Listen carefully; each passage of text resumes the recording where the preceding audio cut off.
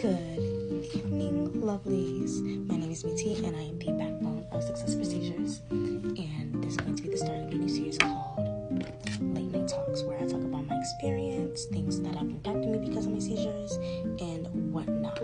And yeah, so to start off, I will say I've had a total of 6 seizures.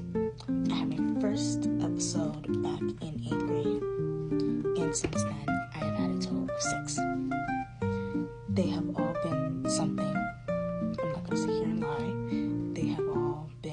They've all definitely done their part, but that's a learning experience. But like I said, my first episode happened in 8th grade. We did not know it was a seizure, mainly because of the way it happened, the way it played out. The reason why was because the way it happened, it seemed like I fainted. Like there was very subtle shaking, my eyes were closed, so my parents could see my eyes were rolled back, there's no phone. And when I mean subtle shaking, because it was like my first incident, my parents, they were kind of panicky, so like they were shaking me, and specifically my dad, and so that's why they thought that's why my legs were moving a little. It wasn't like the extensive shaking, it was just a little. My next episode happened in 9th grade at school, actually, and I'm actually very lucky. If one of the people that saw me or helped me during this time at school sees the video, I'm very happy and thankful that you guys were there, mainly because, some people don't get this opportunity, but I had it at school in one of my classes. And the way it happened was, I was working on an assignment. I was very tired that day, very out of it. This assignment was frustrating me because why was it doing all that nonsense? And again, I was very out of it, so I couldn't think, and I started to get frustrated, and I already had a really bad headache. Now, these are things that people around me said when I came back to school, but basically what happened was I sat there, and the paper in front of me, I grabbed it, crumpled it, ripped it up, and I started banging my head on the whiteboard behind me, and then I screamed, and then I fell, and then I hit my head on the railing of the desk next to me. And I'm very lucky at this point because the people around me, they were very panicking, but they knew something was wrong, so they moved like the desk and the chairs away from me. That way I wouldn't hurt myself even more, because there was a good possibility that I could have hurt myself more, but thanks to them I didn't. And yeah, when I came back from it, I was on the ground. I asked the APs what was going on. They told me I had a seizure.